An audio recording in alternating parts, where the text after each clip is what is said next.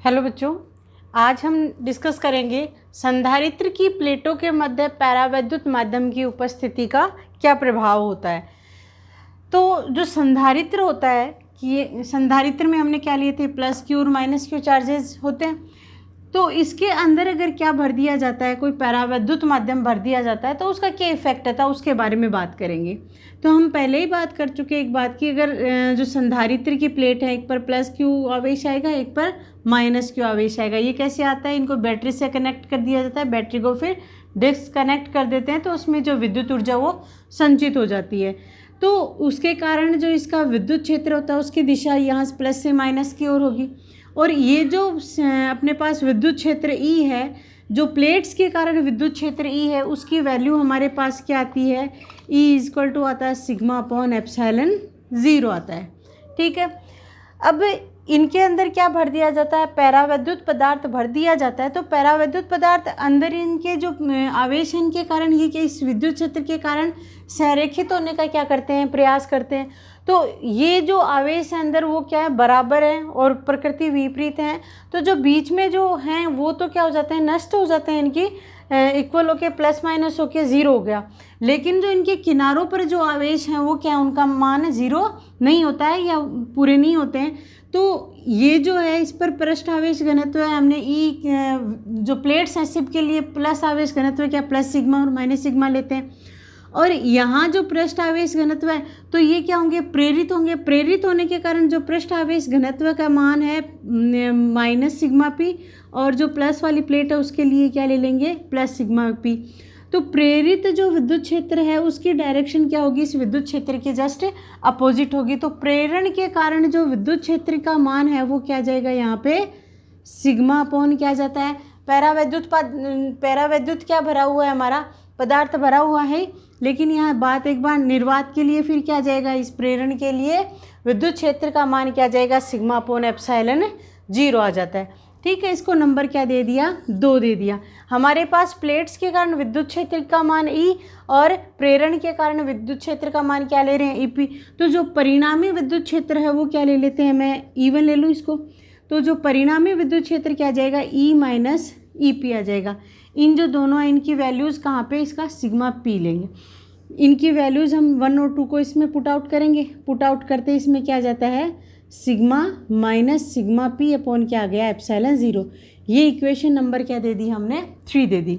अब बात करते हैं परिणामी विद्युत क्षेत्र के लिए जो पृष्ठावेश घनत्व है उसका मान जो प्रारंभिक पृष्ठावेश घनत्व है सिग्मा उसके तुल्य होता है। यहाँ क्या भरा हुआ है, परावैद्युत माध्यम भरा हुआ है, ये परिणामी के लिए आ रहा है। तो इसका मान क्या जाएगा, E1 upon sigma upon epsilon आएगा या नहीं आएगा।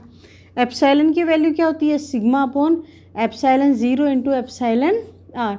ये नंबर क्या दे दिया हमने, 4 को किस में पुट किया, 3 और 4 से हमने 3 एंड 4 इक्वेशन को सॉल्व किया। तो ये हमारे पास क्या आ जाता है, sigma upon epsilon 0 epsilon r equal to ये आ गया sigma minus sigma p upon epsilon 0 और एप्सिलॉन आर। सिग्मा 0 को हमने यहाँ सिर्फ एप्सिलॉन 0 ही है, एप्सिलॉन 0 को एप्सिलॉन 0 से क्या हो गया, कैंसिल हो गया। तो यहाँ से हमारे पास क्या गया, ये जो सिग्मा पी है उसकी अकेले की वैल्यू निकाल रहे हैं। प्रेरित जो पृष्ठ आवेश घनत्व है उसकी जब हम वैल्यू निकालते हैं तो इसकी वैल्यू क्या आ जाएगी, सिग्मा माइनस सिग्मा पी को इधर पक्षांतरण किया तो ये प्लस का सिग्मा पी, और ये सिग्मा अपॉन एप्सिलॉन 0 का उधर पक्षांतरण करेंगे तो क्या गया, सिग्मा अपॉन एप्सिलॉन आर। या फिर सिग्मा क्या ले लेते हैं कॉमन, या 1 अपॉन क्या गया, ये आ गया। इसको नंबर दे देते हैं, इक्वेशन नंबर 5 दे देते हैं। ये इक्वेशन नंबर 5 सिग्मा पी की वैल्यू आ गई है हमारी। तो इसके साथ में अपन ने एक पहले भी बात की थी कि इसकी ध्रुवण सदिश की, ध्रुवण सदिश क्या आया था, पी सदिश आया था।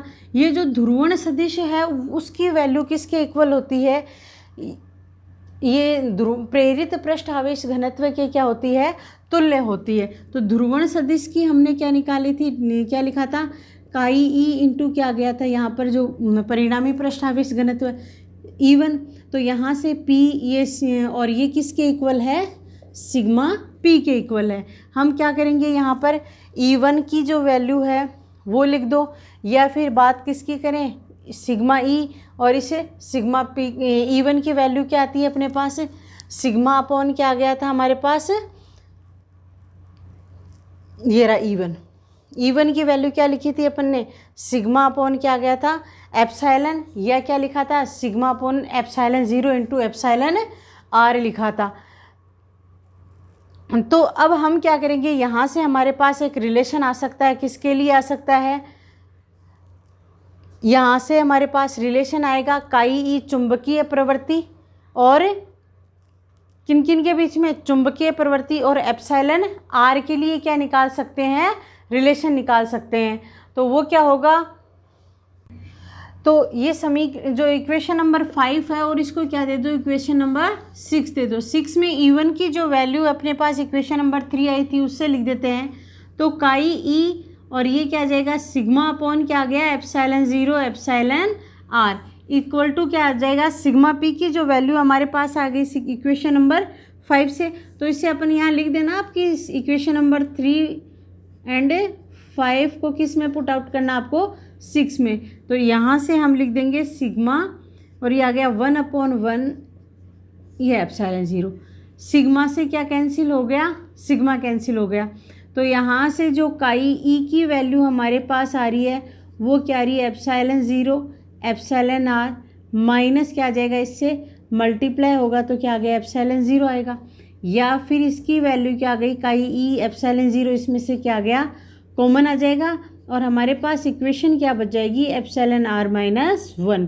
तो इससे हमारे पास दो क्वेश्चन उठ के आ सकते हैं। एक तो आपसे ये पूछ सकता है कि संधारित्र की प्लेटों के मध्य अगर पैरावैद्युत माध्यम भरा हुआ है तो उसकी उपस्थिति से क्या इफेक्ट आएगा। तो उससे क्या निकालना पड़ेगा, हमें परिणामी विद्युत क्षेत्र निकालना पड़ेगा। परिणामी विद्युत क्षेत्र निकालने के बाद में हम क्या निकाल सकते हैं, ये जो परिणामी पृष्ठ आवेश घनत्व है उसकी वैल्यू निकाल ली यहाँ से, ठीक है।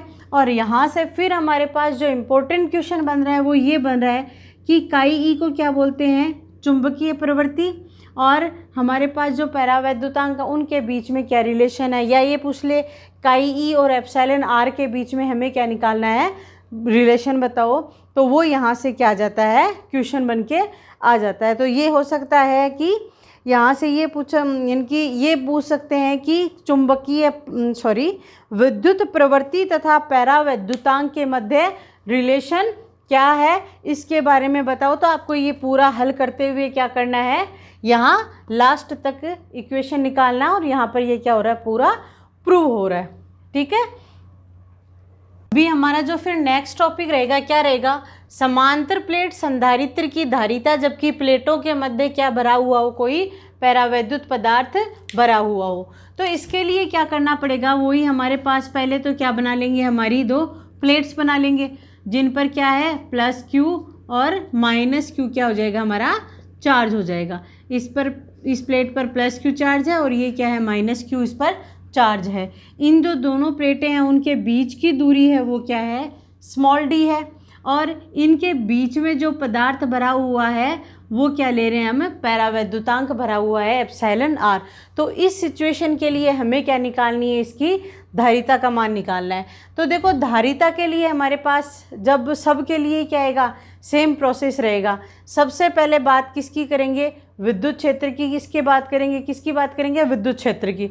उसके बाद में बात करेंगे हम विभवांतर की, और विभवांतर का बात करने के बाद में विभवांतर और धारिता के बीच में क्या रिलेशन होता है, उससे हम क्या करेंगे, विभवांतर का मान लिखने के बाद में क्या कर देंगे, इसकी वैल्यू निकाल लेंगे।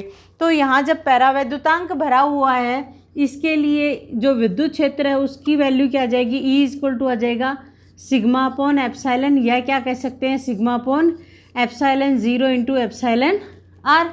और जो सिग्मा है पृष्ठ आवेश घनत्व है, इसका प्लस सिग्मा आ जाएगा, इसका माइनस सिग्मा क्या आता है, पृष्ठ आवेश घनत्व आता है। तो सिग्मा की वैल्यू क्या होती है हमारे पास, Q अपॉन ए क्या है, ये जो प्लेट्स हैं उनका प्रत्येक प्लेट का क्या है, क्षेत्रफल है। तो यहाँ से सिग्मा की वैल्यू हम जब इसमें रखेंगे तो ई इक्वल टू क्या आ जाएगा हमारे पास, Q upon a epsilon 0 epsilon R आ गया। ये हमने इक्वेशन नंबर क्या दे दी, इसको 1 नंबर दे दो, ये 2 नंबर आ गई और ये इक्वेशन नंबर क्या आ गई, 3। अब बात करते हैं इन दोनों प्लेटों के बीच में जो विभवांतर का मान होगा वो क्या होगा, विभवांतर V इक्वल टू होगा E इंटू डी, इन जो विद्युत क्षेत्र और इन दोनों के बीच की क्या आ जाएगी दूरी। तो यहाँ से समीकरण 3 से क्या करेंगे, समीकरण 3 से ई की वैल्यू इसमें क्या करेंगे, पुट करेंगे। तो हमारे पास क्या आ जाएगा, Q D upon A epsilon 0 epsilon are value आ गई। और इसको नंबर दे दो अपने 4। अब कहेंगे धारिता की जो परिभाषा होती है उससे क्या आता है, संधारित्र की जो धारिता होती है C बराबर होता है Q अपॉन V। ये इक्वेशन नंबर क्या आ गई, 5 आ गई। इक्वेशन नंबर 4 को किस में रखेंगे, 5 में रखेंगे कि V की वैल्यू क्या करेंगे, पुट करेंगे। तो यहाँ से C इक्वल टू क्या आ जाता है, Q अपॉन क्या आ गया, Q D A epsilon 0 epsilon are. Q से Q कट हो गया, तो हमारे पास यहाँ से जो C है वो क्या आ जाएगा, ए एप्साइलन 0 एप्साइलन आर अपॉन क्या आ गया, डी आ गया। ये हमारे पास किसकी धारिता आई है, जब किसी जो दो प्लेट हैं उनकी क्या आ गई, दोनों के बीच में क्या रखा हुआ हो, अगर पूर्णतः क्या भरा हुआ हो, पैरावैद्युत पदार्थ भरा हुआ हो, उस स्थिति में। अगर यहाँ पे निर्वात की बात करते हैं तो ये जो वैल्यू है वो किसके लिए आती है, निर्वात के लिए आती है। तो इनकी निर्वात के लिए C0 लिख दूँ मैं इसको, तो ये क्या आ जाएगी, ए एप्साइलन 0 अपॉन डी होती है। तो यहाँ से C इक्वल टू हमारे पास क्या आ जाएगा, एप्साइलन आर C0। यानी यहाँ से भी हमारे पास क्वेश्चन बन सकता है। यहाँ से क्वेश्चन क्या बन सकता है, दो तरीके से बन सकता है। एक तो विभवांतर के ऊपर बन सकता है, एक किसी धारिता के ऊपर बन सकता है। तो धारिता के ऊपर तो ये बनेगा कि अगर किसी संधारित्र के मध्य पूर्णतः पैरावैद्युतांक अगर भर दिया जाता है तो उसकी जो धारिता के अंदर एप्सिलॉन आर गुना वृद्धि हो जाती है। निर्वात की तुलना में एप्सिलॉन आर गुना क्या हो जाती है, वृद्धि हो जाती है। और विभवांतर के अंदर अगर पैरावैद्युतांक भर दिया जाता है तो विभवांतर में एप्सिलॉन आर गुना क्या हो जाती है, कमी हो जाती है। इस तरीके से ये क्वेश्चन हमारा क्या हो गया, पैरावैद्युतांक भरा हुआ हो उसके लिए हल हो गया। अब नेक्स्ट जो अपना होगा वो होगा, हाँ तो नेक्स्ट जो होगा अपने पास वो क्या रहेगा कि यहाँ हम अब की बार क्या करेंगे, जैसे पैरावैद्युतांक भरा हुआ था, अब तक तो हमने इसमें क्या किया कि ये जो समांतर प्लेट संधारित्र थी उसमें पूरे में क्या भरा हुआ था, पैरावैद्युतांक भरा हुआ था। अब क्या करेंगे, इसमें अंशतः पैरावैद्युतांक भरेंगे। इनकी कोई एक मोटाई टी मोटाई की क्या पट्टी ले लेंगे जिस पर क्या है, अंदर पैरावैद्युतांक भरा हुआ हो। तो ये हम क्या ले लेते हैं, इसके अंदर एक पट्टी ले लेते हैं जिसकी मोटाई क्या ले ली हमने, टी ले ली। ये टी मोटाई है और इसका पैरावैद्युतांक कितना ले लिया, इसके अंदर हमने क्या भर दिया, एप्सिलॉन आर क्या भर दिया है, पैरावैद्युतांक भर दिया। तो ये तो क्या हो गई, और तो पूरा का पूरा निर्वात में हो गया। और हवा में इनकी माध्यम के लिए जो मोटाई है वो कितनी आ गई, इसकी टी आ गई है। तो निर्वात के लिए अगर हम किसकी बात करते हैं, विद्युत क्षेत्र की बात करते हैं, तो वो क्या हो जाएगा, इसके लिए विद्युत क्षेत्र का मान क्या हो जाएगा, तो वायु में जो विद्युत क्षेत्र की तीव्रता है वो कितनी आ जाएगी, E0 लेंगे वायु में विद्युत क्षेत्र के, ठीक है। तो सिग्मा अपॉन एप्सिलॉन 0 होता है या Q upon a epsilon 0, sigma की मैंने वैल्यू लिखी। और माध्यम में जो विद्युत क्षेत्र है उसका क्या आ जाएगा, इसका एप्सिलॉन आर गुना इससे क्या हो जाएगा, कम। तो E0 अपॉन क्या आ गया, एप्सिलॉन आर आ जाता है। अब बात किसकी करेंगे, इसके अंदर जो टोटल जो विभवांतर है उसकी बात करते हैं V, क्योंकि हमेशा एक चीज़ ध्यान में रखना है, हमें लास्ट में कहाँ तक पहुँचना है, C तक पहुँचना है। तो C का क्या सूत्र हो जाएगा अपना, C बराबर होता है Q अपॉन V। तो C से जस्ट पहले वाली स्टेप क्या आती है, इसके अंदर V की वैल्यू हमें निकालनी पड़ेगी। और V की निकालने से पहले हम क्या कर सकते हैं, E की भी, क्योंकि V इक्वल टू क्या होता है, ED होता है, ठीक है। तो यहाँ से वैल्यू किसकी निकालनी है, अभी हमें V की निकालनी है। तो V के लिए क्या आ जाएगा, विभवांतर निकालना है, किसके लिए, वायु में विभवांतर, और प्लस क्या आ जाएगा, निर्वात या पैरावैद्युतांक में विभवांतर, ठीक है। तो यहाँ से जब हमने वायु में विभवांतर की बात कर रहे हैं, वायु वाला हिस्सा कितना बचा हमारे पास, वायु वाला हिस्सा बचेगा वायु की जो लंबाई है वो कितनी है टोटल, तो d है। इसमें t जो पैरावैद्युतांक पदार्थ वाली मोटाई है तो बचेगी कितनी, d माइनस टी बचेगी। और जो विद्युत क्षेत्र है यहाँ पर क्या आ रहा है E0, तो ये क्या कर देंगे d माइनस टी को इससे क्या कर देंगे मल्टीप्लाई कर देंगे, और प्लस पैरावैद्युतांक के लिए जो विद्युत क्षेत्र है वो कितना है E0 अपॉन क्या हो गया एप्सिलॉन r है, ठीक है। और इसकी मोटाई कितनी आ रही है t, तो इसको मल्टीप्लाई किससे कर देंगे t से कर देंगे। तो इसको जब शॉर्ट आउट करेंगे हम तो E0 क्या आ रहा है इसमें बाहर कॉमन आ रहा है, और d माइनस टी और प्लस क्या आ जाएगा t अपॉन एप्सिलॉन 0। या इसको और भी ज़्यादा अगर हल करना चाहते हैं अपन तो इसको लिख सकते हैं कि t कॉमन ले लिया, लेकिन यहाँ तक अभी अपना सही है। अब आगे बात किसकी करेंगे, हमें क्या निकालनी है धारिता c निकालनी है। c बराबर क्या होता है q अपॉन v होता है, तो q अपॉन v हो गया, तो यहाँ से c E0 है, E0 की वैल्यू मैंने क्या लिखी थी q अपॉन a एप्सिलॉन 0 लिखी थी, तो मैं इसको नंबर 1 दे देती हूँ, और ये क्या है इक्वेशन नंबर ये क्या आ गई अपनी 2। तो इससे पहले इक्वेशन नंबर 2 में क्या करेंगे, इसका जो मान है अपने q की E0 की वैल्यू भी रख देते हैं, तो ये क्या आ जाएगी v इक्वल टू आ जाएगी E0 आ जाएगा q upon a epsilon 0 d minus t plus t upon epsilon 0। ये नंबर आ गया अपना 3 नंबर। और धारिता की परिभाषा से क्या हो जाएगा c बराबर q अपॉन v, ये इक्वेशन नंबर आ गई 4। तो इक्वेशन नंबर 3 एंड 4 से क्या करेंगे वैल्यू पुट आउट करेंगे, तो ये क्या आ जाएगा q अपॉन वैल्यू रखी हमने q अपॉन a एप्सिलॉन 0 और d minus t plus t upon क्या आ जाता है एप्सिलॉन r। q से q कट गया, a एप्सिलॉन 0 ऊपर चला गया, तो यहाँ से c इक्वल टू हमारे पास क्या आंसर आ जाता है a epsilon 0 d minus T और प्लस क्या आता है t अपॉन एप्सिलॉन r। तो इस तरीके से अगर इसके जो संधारित्र हम ले रहे हैं, संधारित्र की दो प्लेटों के बीच में अगर अल्पांश क्या भरा हुआ हो पैरावैद्युतांक भरा हुआ हो, तब हमारे पास जो धारिता की वैल्यू क्या आती है c equal to a epsilon 0 d minus t plus t upon epsilon r। तो इसके साथ में जो हमारा आज का टॉपिक है वो कंप्लीट होता है। Thank you.